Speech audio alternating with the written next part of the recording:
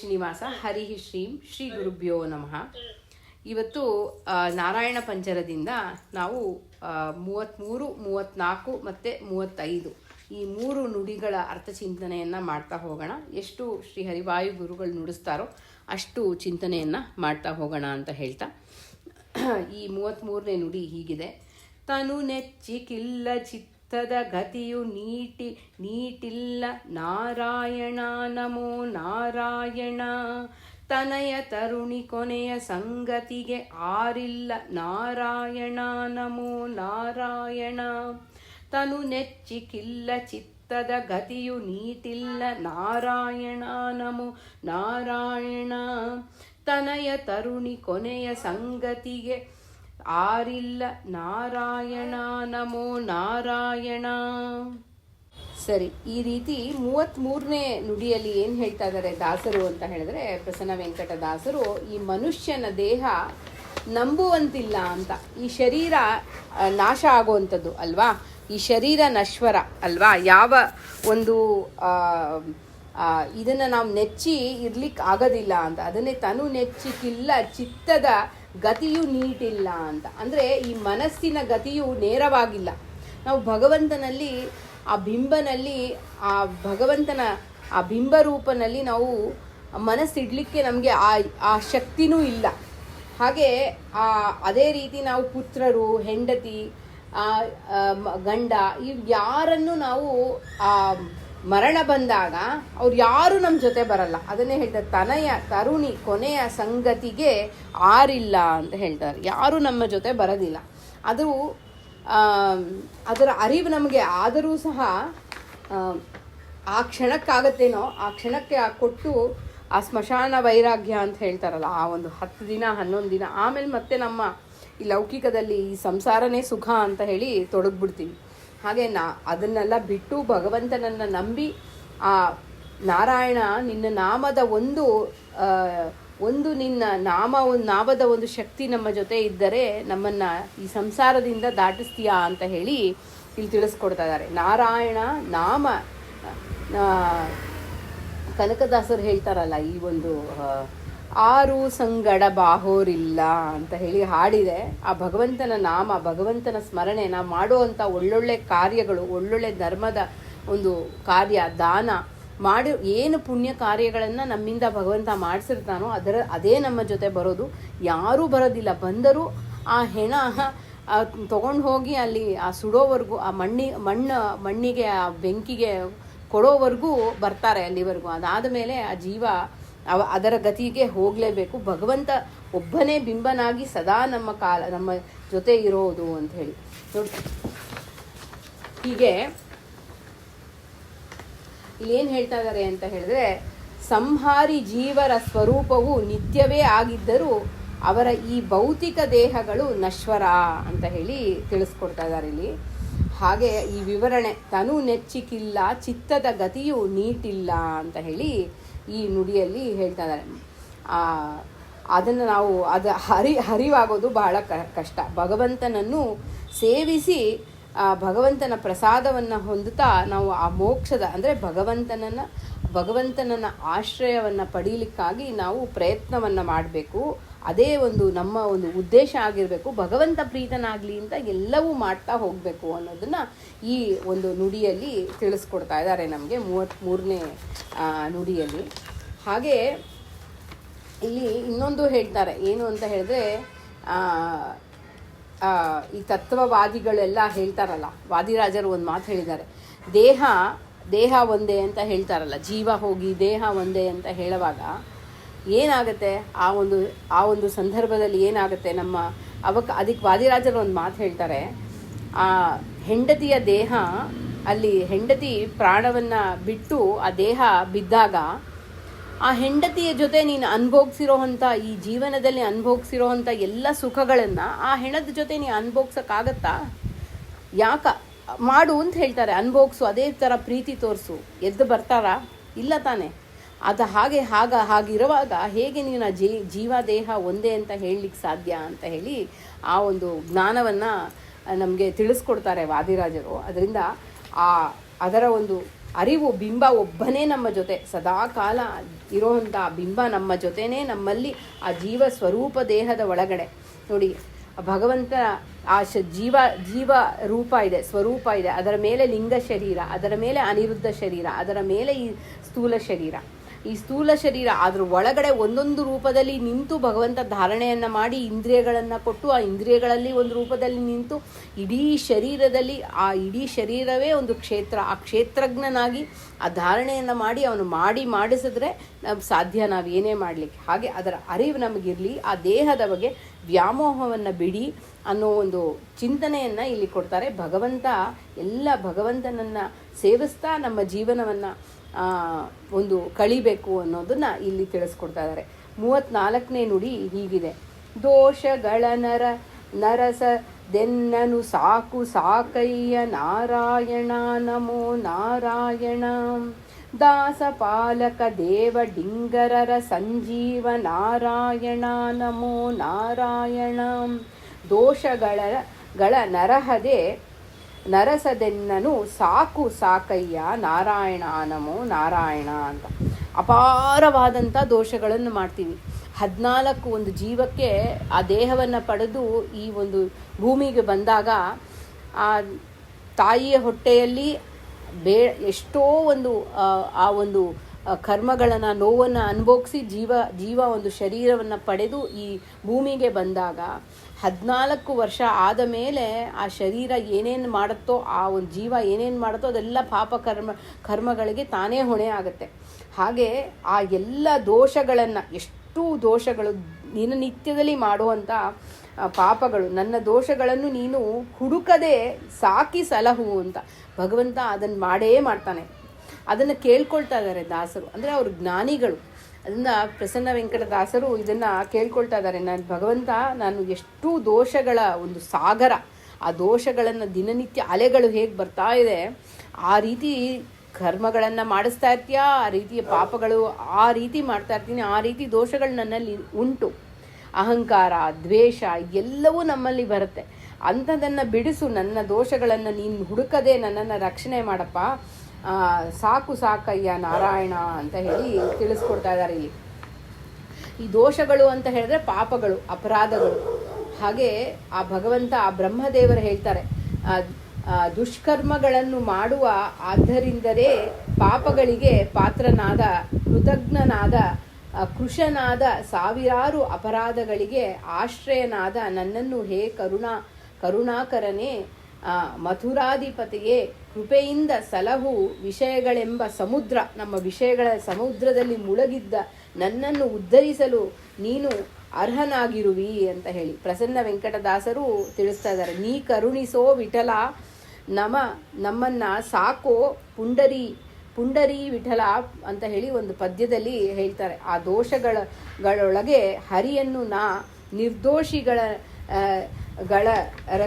ಅರಸನೇ, ದೋಷನೇ ಇಲ್ಲದಿರುವಂಥ ವಿಠಲ ನಮ್ಮನ್ನು ರಕ್ಷಣೆ ಮಾಡು, ನಾನು ದೋಷಗಳಿಂದ ತುಂಬಿದ್ದೀನಿ ಅಂತ ಹೇಳಿ ತಿಳಿಸ್ತಾ ಇದ್ದಾರೆ. ಇಲ್ಲಿ ಇನ್ನೊಂದು ಪದವನ್ನು ಹೇಳ್ತಾರೆ, ಡಿಂಗರ ಅಂತ ಹೇಳಿ. ದಾಸಪಾಲಕ ದೇವ ಡಿಂಗರರ ಸಂಜೀವ ಅಂತ. ಡಿಂಗರ ಅಂದರೆ ದಾಸರು, ಕಿಂಕರರು ಅಂತ ಹೇಳ್ತಾರೆ. ಅಂಥ ಸಂಜೀವ ನೋಡಿ, ಪ್ರಾಣಶಕ್ತಿಯಾಗಿ ಪ್ರಾಣದೇವರಲ್ಲಿ ಪ್ರಾಣರೂಪನಾಗಿ ಭಗವಂತ ಇದ್ದು ಆ ಪ್ರಾಣಶಕ್ತಿಯನ್ನು, ಉಸಿರಾಟದ ಚಿಂತನೆಯನ್ನು ಮಾಡ್ತಾರೆ. ಅದರಿಂದ ನಾವು ಪ್ರಾಣಾಯಾಮವನ್ನು ಮಾಡುವಾಗ ಒಂದು ಚಿಂತನೆಯನ್ನು ಮಾಡಿದ್ರೆ ನೋಡಿ, ಉಸಿರನ್ನು ತಗೊಳ್ಳುವಾಗ ಭಗವಂತ ನಿತ್ಯ ಸತ್ಯ, ಭಗವಂತ ಆನಂದರೂಪಿ, ಭಗವಂತ ಪ್ರಾಣಶಕ್ತಿಯನ್ನು ಕೊಡ್ತಾ ಇದ್ದಾನೆ ಅಂತ, ಸರ್ವೋತ್ತಮ ಅಂತ ಚಿಂತನೆ ಮಾಡಬೇಕಂತೆ. ನಾವು ಪ್ರಾಣಾಯಾಮವನ್ನು ಮಾಡುವಾಗ ಆ ಶ್ವಾಸವನ್ನು ತಗೊಳ್ಳುವಾಗ ಆ ಶ್ವಾಸವನ್ನು ಒಂದು ರೀತಿ ಕುಂಭಕ ಮಾಡಿ ಹಿಡಿದಿಡ್ತೀವಿ. ಆವಾಗ ಭಗವಂತ ನಿತ್ಯ ನಿತ್ಯ ನಿತ್ಯ ಅಂತ ಚಿಂತನೆ ಮಾಡಬೇಕಂತೆ. ಅದೇ ರೀತಿ ಉಸಿರನ್ನು ಬಿಡುವಾಗ ನೀನು ದೋಷ ದೂರ ಅಂತ ಎಷ್ಟು ಸುಲಭವಾದಂಥ ಈ ಚಿಂತನೆಗಳು ನಾವು ಮಾಡುವಾಗ ಕೂಡ ಉಸಿರಾಟದ ನಮಗೆ ಅರಿವು ಇರೋದಿಲ್ಲ. ಯಾವಾಗ ಆ ಪ್ರಾಣಾಯಾಮವನ್ನು ಮಾಡುವಾಗ ಅರಿವು ಬರುತ್ತೋ ಭಗವಂತ ಸ್ವತಂತ್ರನಾಗಿ ಈ ಪ್ರಾಣಶಕ್ತಿಯನ್ನು ಕೊಡ್ತಾ ನಮ್ಮನ್ನು ರಕ್ಷಣೆ ಮಾಡ್ತಾ ಇದ್ದಾನೆ ಅಂತ ಹೇಳಿ ಉಸಿರನ್ನು ತಗೊಳ್ಳುವಾಗ, ಉಸಿರನ್ನು ಹಿಡಿದು ನಿಂತಾಗ ಭಗವಂತ ನಿತ್ಯ ಸತ್ಯ ಅಂತ ಚಿಂತನೆಯನ್ನು ಮಾಡಿ, ಉಸಿರನ್ನು ಬಿಡುವಾಗ ದೋಷ ದೂರನಾಗಿದ್ಯಾ, ನಮ್ಮನ್ನು ರಕ್ಷಣೆ ಮಾಡ್ತಿದ್ಯಾ ಭಗವಂತ ಅಂತ ಚಿಂತನೆಯನ್ನು ಮಾಡು ಅಂತ ಹೇಳಿ ತಿಳಿಸ್ಕೊಡ್ತಾರೆ. ಹೀಗೆ ಆ ದಾಸರಾಗು ಆ ದಾಸರಾಗಿ ದಾಸಪಾಲಕ ದೇವ ಡಿಂಗರರ ಸಂಜೀವನಾಗಿದ್ಯಾ ನೀನು. ಆ ಉಸಿರಾಟವನ್ನು ಕೊಟ್ಟು ಆ ಎಲ್ಲ ದೇವತೆಗಳಲ್ಲಿ ಪ್ರಾಣಶಕ್ತಿಯಲ್ಲಿ ಪ್ರಾಣದೇವರಲ್ಲಿ ಪ್ರಾಣರೂಪನಾಗಿ ಇದ್ದು ಪ್ರಾಣಶಕ್ತಿಯನ್ನು ನಮ್ಮನ್ನು ನಿತ್ಯದಲ್ಲಿ ಆ ಹಂಸ ಜಪವನ್ನು ಮಾಡ್ತಾ ಇರ್ತಾರೆ ಆ ಪ್ರಾಣದೇವರು. ಅದರ ಆ ಶಕ್ತಿಯನ್ನು ಕೊಟ್ಟು ಆ ಜೀವನ ಯೋಗ್ಯತಾನುಸಾರ ನೀನು ಆ ಶಕ್ತಿಯನ್ನು ಕೊಟ್ಟು ರಕ್ಷಣೆಯನ್ನು ಮಾಡ್ತಾ ಇದೆಯಾ. ಅಂಥ ನಾರಾಯಣ ನಿನಗೆ ನಮಸ್ಕಾರಗಳು ಅಂತ ಧ್ರುವರಾಜರು ವಾಸುದೇವ ರೂಪಿ ಭಗವಂತನನ್ನು ಸ್ತೋತ್ರ ಮಾಡ್ತಾರಂತೆ. ಏನು ಅಂತ ಹೇಳುವಾಗ, ಸ್ತೋತ್ರ ಮಾಡಲು ಅಸಮರ್ಥನಾಗಿದ್ದ ನನ್ನ ವಾಗೀಂದ್ರಿಯವನ್ನು ಇಂದ್ರಿಯಾಭಿಮಾನಿಗಳಿಗೆ ಶಕ್ತಿ ಪ್ರೇರಕನಾದ ಯಾರು ನನ್ನೊಳಗೆ ಪ್ರವೇಶಿಸಿ ಸಾಮರ್ಥ್ಯದಿಂದ ಉಜ್ಜೀವನಗೊಳಿಸುವನೋ ಹಾಗೆಯೇ ಕೈಕಾಲು ಕಿವಿ ತ್ವಕ್ ತ್ವಜೆ ಮುಂತಾದ ಬೇರೆ ಇಂದ್ರಿಯಗಳನ್ನು ಚೈತನ್ಯಪೂರ್ಣವಾಗಿಸುವೋ ಅಂಥ ದೇವಾಂತ ಅಂತ ಒಂದು ನಿಯಾಮಕನಾಗಿದೆಯಾ ನೀನು ಭಗವಂತ ವಾಸುದೇವ, ನಿನಗೆ ನಮಸ್ಕಾರಗಳು ಅಂತ ಧ್ರುವರಾಜರು ತಿಳಿಸ್ಕೊಳ್ತಾರೆ. ಹಾಗೆ ಭಗವಂತ ಸಂಜೀವಿನಿಯಾಗಿದೆಯಾ ಅಂತ ಹೇಳಿ, ಅಂದರೆ ಉಜ್ಜೀವನಗೊಳಿಸ್ತೀಯಾ ಅಂತ ಹೇಳಿ, ಆ ಉಜ್ಜೀವನವನ್ನು ಆ ಜೀವರನ್ನು ಬದುಕುವಂತೆ ಉಜ್ಜೀವನಗೊಳಿಸುತ್ತಾನೆ ಅಂಥ ಭಗವಂತ ಸಂಜೀವ ಅಂತ ಹೇಳಿ ತಿಳಿಸ್ಕೊಡ್ತಾ ಇದ್ದಾರೆ. ಈ ಒಂದು ನುಡಿಯಲ್ಲಿ ಇಷ್ಟು ಅರ್ಥಚಿಂತನೆಯಿಂದ 34 ನುಡಿಯಲ್ಲಿ ದೋಷಗಳ ನರಸದೆನ್ನನು ಸಾಕು ಸಾಕಯ್ಯ ನಾರಾಯಣ ನಮೋ ನಾರಾಯಣ ದಾಸಪಾಲಕ ದೇವ ಡಿಂಗರರ ಸಂಜೀವ ನಾರಾಯಣ ನಮೋ ನಾರಾಯಣ ಅಂತ ಹೇಳಿ ತಿಳಿಸ್ಕೊಡ್ತಾ ಇದ್ದಾರೆ. 35ನೇ ನುಡಿ ಹೀಗಿದೆ: ನಿನ್ನ ಮೂರ್ತಿ ನೋಡಿ ನೋಡಿ ನೋಡಿ ನೋಡಿ ನಾರಾಯಣ ನಮೋ ನಾರಾಯಣ ನಿನ್ನ ಬಿಂಬವೆನ್ನೆಂದು ಕಂಡು ಕೊಂಡಾಡುವೆನು ನಾರಾಯಣ ನಮೋ ನಾರಾಯಣ ಅಂತ ಹೇಳಿ ತಿಳಿಸ್ಕೊಡ್ತಾ ಇದ್ದಾರೆ. ನೋಡಿ, ಇಲ್ಲಿ ಬಿಂಬದ ಅರಿವೇ ನಮಗಿರೋದಿಲ್ಲ. ಅವ್ನು ನಮ್ಮ ಜೊತೆ ಇದ್ದಾನೆ ಅನ್ನೋ ನಮ್ಗೆ ಎಚ್ಚರನೇ ಇರಲ್ಲ. ಅದು ಅವ್ನು ಕೊಡಲೇಬೇಕು. ಇವಾಗ ಬಿಂಬ ಅಂದರೆ ಯಾರು? ಇವಾಗ ದಾಸರು ಪ್ರಸನ್ನ ವೆಂಕಟ ದಾಸರು, ಪುರಂದರ ದಾಸರು, ಆಮೇಲೆ ಕನಕದಾಸರು, ಹೀಗೆ ಅವರಲ್ಲಿ ಇರುವಂಥ ಬಿಂಬನವನ್ನು ಬಿಂಬನನ್ನು ನೋಡಿರೋ ಅಂಥ ಅಪರೋಕ್ಷ ಜ್ಞಾನಿಗಳು ದಾಸರು. ಆ ಬಿಂಬ ಅಂತ ಹೇಳಿದ್ರೆ ನಮ್ಮಲ್ಲಿ ನಮ್ಮ ಬಿಂಬ ಯಾವ ರೂಪದಲ್ಲಿದ್ದಾನೆ ಅಂತ ನಮಗೆ ಗೊತ್ತಿಲ್ಲ. ಆದರೆ ದಾಸರು ಅದರಿಂದ ಅಂಕಿತ ಯಾಕೆ ಕೊಡ್ತಾರೆ ಅಂದರೆ, ಬಿಂಬ ಆ ರೂಪದಲ್ಲಿ ಪುರಂದರ ವಿಠಲ ರೂಪದಲ್ಲಿ ಆ ಬಿಂಬನಾಗಿ ಆ ಭಗವಂತ ಇದ್ದಾನೆ. ಅದರಿಂದ ಅವನಿಗೆ ಆ ಪುರಂದರ ವಿಠಲ ದಾಸರು ಪುರಂದರ ದಾಸರು ಅಂತ ಹೇಳಿ ಆ ಅಂಕಿತವನ್ನು ಕೊಡ್ತಾರೆ. ಸುಮ್ಮನೆ ಅಂಕಿತ ಯಾರಿಗೆ ಯಾಕೆ ಹಂಗೆ ಕೊಡೋದಿಲ್ಲ. ಅವರ ಅಪರೋಕ್ಷ ಜ್ಞಾನಿಗಳು ಅವರಲ್ಲಿ ಯಾವ ರೂಪದಿಂದ ಬಿಂಬನಾಗಿ ಇರ್ತಾನೋ ಅವರಿಗೆ ಆ ಒಂದು ಬಿಂಬದ ಒಂದು ಹೆಸರನ್ನು ಕೊಟ್ಟು ಅಂಕಿತವನ್ನು ಕೊಡ್ತಾರೆ. ಅಂದರೆ ಪುರಂದರ ವಿಠಲ, ಕನಕದಾಸರು, ಹಾಗೆ ಒಂದೊಂದು ವಿಜಯ ವಿಠಲ, ಹೀಗೆ ಅವರ ಅಂಕಿತ ಏನಿರುತ್ತೋ ಹಾಗೆ ಅವರಿಗೆ ಆ ಅಂಕಿತವನ್ನು ಕೊಡ್ತಾರೆ ಅಂತ ಹೇಳಿ. ಹಾಗೆ ನಿನ್ನ ಮೂರ್ತಿ ನೋಡಿ ನೋಡಿ ನೋಡಿ ನೋಡಿ ಏನೇನೋ ನೋಡಬೇಕು ಅನಿಸುತ್ತೆ ನಮಗೆ. ರಾಮದೇವ್ರ ಪೂಜೆ ನೋಡಬೇಕು ಅನಿಸುತ್ತಾ? ಅನಿಸಲ್ಲ. ಕೂತಾಗ ಅಯ್ಯೋ ಕಾಲು ನೋವ್ತಾ ಇದೆ ಅಂತ ಅನಿಸುತ್ತೆ. ನಮ್ಮಲ್ಲಿ ಆ ಸತ್ಯಾತ್ಮ ತೀರ್ಥರು ಆ ಪೂಜೆಯನ್ನು ಮಾಡ್ತಾ ಇರೋದು ನೋಡೋ ವೈಭವವೇ ಆನಂದ. ಆ ರಾಮದೇವರನ್ನು ಹಿಡಿದು ಎಷ್ಟು ಚೆನ್ನಾಗಿ ಆ ಸಾಲಿಗ್ರಾಮಕ್ಕೆ ಅಭಿಷೇಕವನ್ನು ಮಾಡ್ತಾರೆ, ಅಲಂಕಾರವನ್ನು ಮಾಡ್ತಾರೆ. ಆ ವಜ್ರ ಖಚಿತವಾದಂಥ ಆ ಸುಂದರವಾದಂಥ ಭಗವಂತನ ರೂಪವನ್ನು, ಆ ಮಂಟಪವನ್ನು ಅಲಂಕಾರ ಮಾಡಿರ್ತಾರೆ. ಎಷ್ಟು ಹೂವನ್ನು ಹಾಕ್ತಾರೆ ಆ ಭಗವಂತನಿಗೆ. ಅಲ್ಲಿ ಆ ಒಂದು ನಮಗೆ ಎಷ್ಟು ಮನೋಹರವಾದಂಥ ಆನಂದವನ್ನು ಕೊಡುವಂಥ ನೋಟ ಅದು. ಆ ರಾಮದೇವರನ್ನು ನೋಡ್ತಾ ಇದ್ರೆ ಎಷ್ಟು ಸುಂದರವಾದಂಥ ಮೂರ್ತಿ ನೀವು ನೋಡಿ. ಆ ಎಲ್ಲ ಒಂದು ಸ್ವಾಮಿಗಳು ಆ ಒಂದು ಭಗವಂತನನ್ನು ಬ್ರಹ್ಮಕರಾರ್ಚಿತವಾದಂಥ ಮೂರ್ತಿಗಳನ್ನು ಇಟ್ಟು ಪೂಜೆಯನ್ನು ಮಾಡ್ತಾರೆ. ಉಡುಪಿಯಲ್ಲಿ ಪೇಜಾವರ ಮಠದಲ್ಲಾಗಿರ್ಬೋದು, ನೀವು ಉತ್ತರಾದಿ ಮಠದಲ್ಲಿ ಆಗಿರ್ಬೋದು, ಅಲ್ಲೆಲ್ಲ ಸತ್ಯಾತ್ಮ ತೀರ್ಥರು, ಹೀಗೆ ಎಲ್ಲರೂ ಆ ಪೂಜೆಯನ್ನು ಮಾಡ್ತಾರಲ್ಲ ಭಗವಂತನಿಗೆ, ಎಷ್ಟು ಭಕ್ತಿಯಿಂದ ಮಾಡ್ತಾರೆ. ಆ ಭಕ್ತಿಯೆಲ್ಲ ಒಂದು ಸಣ್ಣ ಬಿಂದು ನಮ್ಗೆ ಬಂದರೂ ಅದು ಅಷ್ಟು ಅದ್ಭುತವಾಗಿರುತ್ತೆ ಅನಿಸುತ್ತೆ. ಆ ಭಗವಂತ ಅಷ್ಟು ಸುಂದರವಾಗಿ ಕಾಣ್ತಾನೆ. ಆ ತುಳಸಿಯನ್ನು ಏರಿಸಿರ್ತಾರೆ, ಕಮಲದ ಹೂವು, ಅಲ್ಲಿ ಸಂಪಿಗೆ ಹೂವು, ಎಷ್ಟು ಥರದ ಹೂವನ್ನು ಆ ಭಗವಂತನಿಗೆ ಅಲಂಕಾರವನ್ನು ಮಾಡಿರ್ತಾರೆ. ಎಷ್ಟು ಒಂದು ಆಭರಣಗಳನ್ನು ಹಾಕಿರ್ತಾರೆ. ಲಕ್ಷ್ಮ್ಯಾತ್ಮಿಕವಾದಂಥ ಆಭರಣಗಳನ್ನು ಧಾರಣೆ ಮಾಡಿರ್ತಾನೆ ಭಗವಂತ. ಅಂಥ ಮೂರ್ತಿಯನ್ನು ನೋಡಿ ಅಂತ ಸುಮ್ಮನೆ ಒಂದು ಆಲೋಚನೆಯನ್ನು ಕೊಡ್ತೀನಿ. ಭಗವಂತನ ಪಾದದ ಸ್ಮರಣೆ ಮಾಡುವಾಗ ಆನಂದ ಜ್ಞಾನ ಆನಂದ ರೂಪನಾಗಿ ಭಗವಂತ ಪಾದವನ್ನು ಸ್ಮರಣೆಯನ್ನು ಮಾಡಬೇಕು. ಅದಾದ ಮೇಲೆ ಅವನ ಆ ಕಾಲುಗಳನ್ನು ಚಿಂತನೆಯನ್ನು ಮಾಡಿದ್ರೆ ಆ ಸೊಂಟದ ಅಂದರೆ ತೊಡೆಯ ಭಾಗದಿಂದ ಆ ಆನೆಯ ಸೊಂಡಲ್ಲಿ ಹಾಗಿದೆ ಅಂತೆ. ಇದು ಧ್ಯಾನಮಾಲದಲ್ಲಿ ನಾರಾಯಣ ಪಂಡಿತರು ತುಂಬ ಚೆನ್ನಾಗಿ ಭಗವಂತನ ವರ್ಣನೆಯನ್ನು ಮಾಡಿದ್ದಾರೆ. ಹಾಗೆ ಆ ಪಾದ ಹೇಗಿದೆ ಅಂತ ಹೇಳಿದ್ರೆ ಎಲ್ಲ ರೀತಿಯಾದಂಥ ಆ ಒಂದು ಲಕ್ಷ್ಮ್ಯಾತ್ಮಕವಾದಂಥ ಪೀತಾಂಬರವನ್ನು ಹೊಂದಿದ್ದಾನೆ ಆ ಪಾದದಲ್ಲಿ. ಆ ಸುಂದರವಾದಂಥ ಪಾದ, ಮೃದುವಾದಂಥ ಪಾದಗಳು. ಆ ಪಾದಗಳಲ್ಲಿ ಆ ಸೊಂಟದಿಂದ ಆ ಕಾಲು ಹೇಗಿದೆ ಅಂದರೆ ಭಗವಂತನದ್ದು ಆ ಆನೆಯ ಸೊಂಡಲು ಇದು ಬರೀ ನಮಗೆ ಒಂದು ಅರಿವಾಗ್ಲಿಕ್ಕಾಗಿ ಅಷ್ಟು ಮೃದುವಾಗಿದೆ ಅಂತೆ. ಆಮೇಲೆ ಆ ಒಂದು 2 ಸೊಂಟ ಭಾಗವನ್ನು ಲಕ್ಷ್ಮೀದೇವಿ ಈ ಎರಡೂ ಕಡೆಯಿಂದ ಆಲಿಂಗನವನ್ನು ಮಾಡ್ಕೊಂಡಿದ್ದಾಳೆ ಆ ಸೊಂಟದಲ್ಲಿ. ಆಮೇಲೆ ಆ ಭಗವಂತನ ಉದರದಲ್ಲಿ ಎಲ್ಲ ಜೀವರು ಆ ಒಂದು ಆಶ್ರಯವನ್ನು ಹೊಂದಿದ್ದಾರೆ. ವಿಶಾಲವಾದಂಥ ಹೃದಯ, ವಕ್ಷಸ್ಥಳ ಅವನು ಭಗವಂತನದ್ದು. ಆ ವಕ್ಷಸ್ಥಳದಲ್ಲಿ ಲಕ್ಷ್ಮಿ ಅಲ್ಲಿ ಲಕ್ಷ್ಮಿಯ ನಿವಾಸ ಇದೆ. ಆ ಲಕ್ಷ್ಮಿ ಸದಾ ಸೇವೆಯನ್ನು ಮಾಡ್ತಿದ್ದಾಳೆ. ಅನಂತವಾದಂಥ ಆ ಕಂಠವನ್ನು ಚಿಂತನೆಯನ್ನು ಮಾಡಿ ಆ ಕೌಸ್ತುಭ ಮಣಿಯನ್ನು ಧಾರಣೆ ಮಾಡಿದ್ದಾನೆ. ಕೈ ಭುಜಗಳನ್ನು ಚಿಂತನೆಯನ್ನು ಮಾಡಿ ಆ ಭುಜಗಳ ಒಂದು ಕೆಲಸ ಏನು ಅಂದರೆ ರಕ್ಷಣೆಯನ್ನು ಮಾಡೋದು ಭಕ್ತರ. ಅದನ್ನು ದ್ವಾದಶ ಸ್ತೋತ್ರದಲ್ಲಿ ಶ್ರೀಮದಾಚಾರ್ಯರು ಹೇಳ್ತಾರೆ. ಅವರು ಭಗವಂತನಿಗೆ ಒಂದೇ ಉದ್ಯೋಗ ಏನು ಅಂತ ಹೇಳಿದ್ರೆ ರಕ್ಷಣೆಯನ್ನು ಮಾಡೋದು ಅಂತ ದುಂಡಾದ ಆ ತೋಳುಗಳನ್ನು ಚಿಂತನೆಯನ್ನು ಮಾಡಿ ಆ ತೋಳುಗಳಲ್ಲಿ ಶಂಖ ಚಕ್ರ ಗದಾ ಪದ್ಮಗಳು ಅದು ಎಲ್ಲವೂ ನಮಗೆ ಜ್ಞಾನವನ್ನು ಕೊಡುವಂಥದ್ದು. ಗದೆ ನಮಗೆ ರಕ್ಷಣೆಯನ್ನು ಕೊಡುತ್ತೆ, ನಮ್ಮಲ್ಲಿ ಇರುವಂಥ ದುಷ್ಟ ಶಕ್ತಿಗಳನ್ನು ನಾಶ ಮಾಡುತ್ತೆ. ಅದೇ ಶಂಖ ಒಂದು ಜ್ಞಾನವನ್ನು ಕೊಡುತ್ತೆ ನಮಗೆ. ಕಮಲ ಮೋಕ್ಷವನ್ನು ಕೊಡುತ್ತೆ. ಶಂಖ ಚಕ್ರ ಗದಾ ಪದ್ಮ, ಆ ಪದ್ಮದ ರೂಪದಲ್ಲಿ ನಮಗೆ ಭಗವಂತ ಎಲ್ಲ ರೀತಿಯಾದಂಥ ಆಶ್ರಯವನ್ನು ಕೊಡ್ತಾನೆ. ಹೀಗೆ ಈ ಎಲ್ಲದ ಚಿಂತನೆಯನ್ನು ಮಾಡಿ ಆ ಒಂದು ಆಯುಧಗಳು ಭಗವಂತ ಯಾಕೆ ಹಿಡ್ಕೊಂಡಿದ್ದಾನೆ ಅಂದರೆ ಅವನಿಗೆ ಅದರಿಂದ ಏನೂ ಆಗಬೇಕಾಗಿಲ್ಲ. ಅವನು ಭಕ್ತರಿಗೆ ರಕ್ಷಣೆ ಕೊಡಲಿಕ್ಕಾಗಿ ಆ ಭಕ್ತರಿಗೋಸ್ಕರ ಆ ಆಯುಧಗಳನ್ನು ಹಿಡಿದಿದ್ದಾನೆ ಅಂತ ಹೇಳಿ ಚಿಂತನೆ ಮಾಡಿ.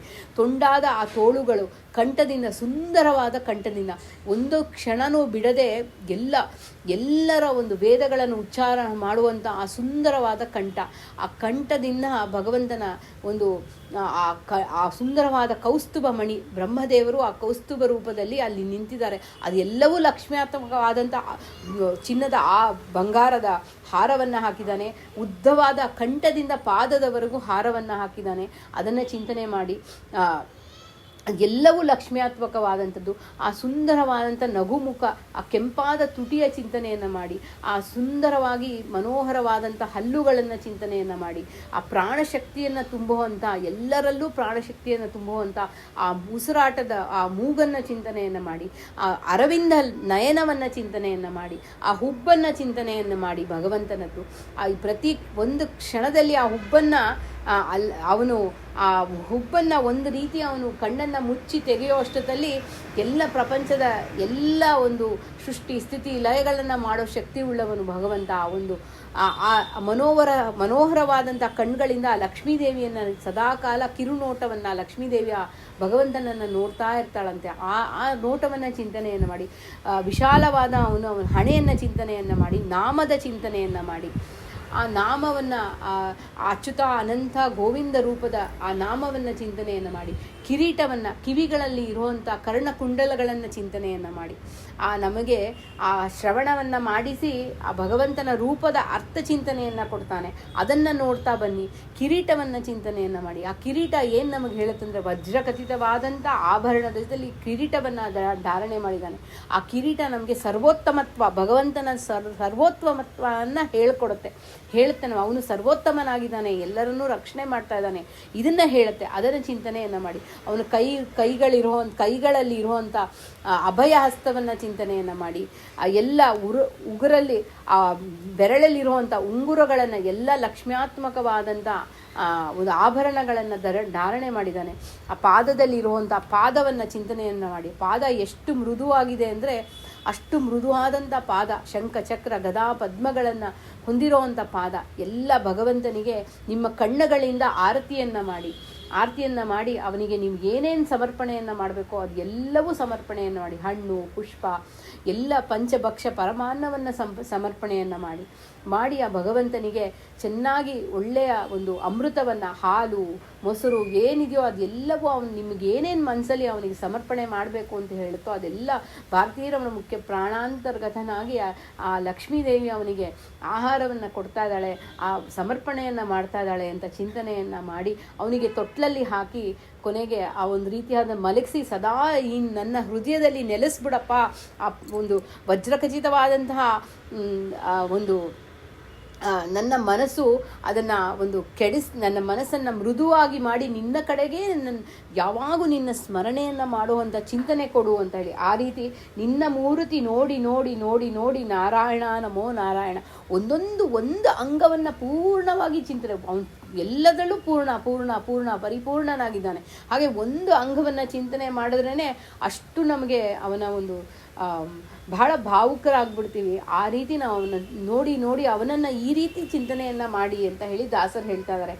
ಹಾಗೆ ನಿನ್ನ ಬಿಂಬವನ್ನೆಂದು ಕಂಡು ಕೊಂಡಾಡುವೆನೋ, ನೀನು ನನ್ನ ಬಿಂಬ ಕಣೋ, ನನ್ನ ಬಿಂಬ ನೀನಿಲ್ಲ ಅಂದರೆ ನನ್ನ ಕೈಲಿ ಇರೋಕ್ಕಾಗಲ್ಲಪ್ಪ, ನಿನ್ನ ಒಂದು ಸ್ಮರಣೆ ನನಗೆ ಕೊಡು, ಯಾವಾಗೂ ನನ್ನನ್ನು ರಕ್ಷಣೆ ಮಾಡು ಅಂತ ದಾಸರು ಕೇಳ್ಕೊಳ್ತಾ ಇದ್ದಾರೆ. ನಿನ್ನನ್ನು ಕೊಂಡಾಡುವಂಥ ಶಕ್ತಿ ಕೊಡು, ಈ ಎಲ್ಲ ಇಂದ್ರಿಯಗಳಿಗೆ ನಿನ್ನನ್ನೇ ನೋಡೋ ಅಂಥ ಶಕ್ತಿ ಕೊಡು, ನಿನ್ನಲ್ಲೇ ಆ ಪ್ರೀತಿ ಇಡೋ ಅಂಥ ಶಕ್ತಿ ಕೊಡು, ಎಲ್ಲರಿಗಿಂತ ಹೆಚ್ಚಾಗಿ ನಿನ್ನನ್ನು ಪ್ರೀತಿಸೋ ಹಾಗೆ ಮಾಡು ಅಂತ ಹೇಳಿ ಈ ನುಡಿಯಲ್ಲಿ ಕೇಳ್ತಾ ಇದ್ದಾರೆ. ಈ ಚರಾಚರ ಜಗತ್ತು ಭಗವಂತನ ಅಚಲ ಪ್ರತಿಮೆ ಎಂದರಿತು ನಮಸ್ಕರಿಸು, ತಲೆಯೇ ಸಾರ್ಥಕವಾದ ತಲೆ, ಅಂದರೆ ಆ ತಲೆ ಭಾಗು ನಮಸ್ಕಾರವನ್ನು ಮಾಡಿ ಆ ತಲೆ ಸಾರ್ಥಕವಾದಂಥ ಭಗವಂತನ ಸ್ಮರಣೆ ಮಾಡ್ತಾ ಇದ್ದರೆ ಅದು ಸಾರ್ಥಕವಾದಂಥದ್ದು ಅಂತ ಹೇಳಿ, ಹಾಗೆ ಭಗವಂತ ಸರ್ವತಂತ್ರ ಸ್ವತಂತ್ರನಾಗಿ ಇದ್ದಾನೆ ಅಂಥ ಈ ಚಿಂತನೆಯನ್ನು ಮಾಡು ಅಂತ ಹೇಳಿ ಹೇಳ್ತಾ ಇದ್ದಾರೆ. ಹಾಗೆ ಬಿಂಬಕ್ರಿಯಾ, ಆ ಭಗವಂತನ ನಾವೆಲ್ಲ ಪ್ರತಿಬಿಂಬರು, ಆ ಭಗವಂತ ಬಿಂಬನಾಗಿ ರಕ್ಷಣೆಯನ್ನು ಮಾಡ್ತಾ ಇದ್ದಾನೆ ಅಂತ ಹೇಳಿ ಚಿಂತನೆ ಮಾಡಿ ಅಂತ ಹೇಳಿ ನಮಗೆ ದಾಸರು ಮತ್ತೆ ಮತ್ತೆ ಮತ್ತೆ ಹೇಳ್ತಾ ಇದ್ದಾರೆ ಅಂತ ಹೇಳಿ ಇಷ್ಟು ಚಿಂತನೆಯನ್ನು ಈ 3 ನುಡಿಗಳಲ್ಲಿ ಇವತ್ತು ನಮಗೆ ಒಂದು ರೀತಿಯಾದಂಥ ಅಮೃತವನ್ನು ಉಣಿಸ್ತಾ ಇದ್ದಾರೆ ಅಂತ ಅನಿಸುತ್ತೆ. ಪ್ರತಿ ಸಲ ಬಿಂಬನನ್ನು ಚಿಂತನೆ ಮಾಡಿದಾಗ ಅವನು ಅಮೃತನಾಗಿದ್ದಾನೆ. ನಮ್ಮ ಹೃದಯವನ್ನು ನೋಡಿ ದಿವ್ಯವಾದ ಒಂದು ಬೆಳಕನ್ನು ಚಿಂತನೆಯನ್ನು ಮಾಡಿ ನಮ್ಮ ಒಂದು ರೀತಿಯಾದಂತಹ ವೈಕುಂಠವನ್ನು ಚಿಂತನೆಯನ್ನು ಮಾಡಿ, ಹಾಗೆಯೇ ಆ ಸಹಸ್ರಾರ ಮೂಲಕ ನಮ್ಮ ಇಡೀ ದೇಹವನ್ನು ಪ್ರಕಾಶಮಾನವಾಗಿ ಆ ಭಗವಂತ ಅಮೃತವನ್ನು ಸುರಿಸ್ತಾ ಇದ್ದಾನೆ ನಮ್ಮಲ್ಲಿ ಅಂತ ಹೇಳಿ ನಾವು ಈ ಅಮೃತದ ವೃಷ್ಟಿಯ ವಾಸುದೇವ ರೂಪದ ಚಿಂತನೆಯನ್ನು ನಾವು ಗುರುಮಂತ್ರ ಮಾಡ್ಕೊಳ್ಳುವಾಗ ಆ ಭಗವಂತನ ಜಪವನ್ನು ಮಾಡುವಾಗ ಚಿಂತನೆಯನ್ನು ಮಾಡ್ತೀವಿ. ಅದನ್ನು ಈ ಅಮೃತವನ್ನು ನಿಜವಾಗ್ಲೂ ಇವತ್ತು ದಾಸರ ಮೂಲಕ ನಮ್ಮನ್ನು ಉದ್ಧಾರ ಮಾಡಿದ್ದಾನೆ. ಅದನ್ನು ಚಿಂತನೆಯನ್ನು ಮಾಡಿಸಿ ಅಂತ ಹೇಳ್ತಾ ಇದನ್ನು ಸಮರ್ಪಣೆಯನ್ನು ಮಾಡೋಣ. ಭಾರತೀರಮಣ ಮುಖ್ಯ ಪ್ರಾಣಾಂತರ್ಗತ ಬಿಂಬಮೂರ್ತಿ ಪ್ರೇರಣಾ ಬಿಂಬಮೂರ್ತಿ ಪ್ರೀತ್ಯರ್ಥಂ ಶ್ರೀ ಪ್ರಸನ್ನ ವೆಂಕಟ ರೂಪನಿಗೆ ಅದನ್ನು ಸಮರ್ಪಣೆಯನ್ನು ಮಾಡೋಣ. ಅಭಿನ್ನ ಶ್ರೀಕೃಷ್ಣಾರ್ಪಣ ಮಸ್ತು. ಹರೇ ಶ್ರೀನಿವಾಸ.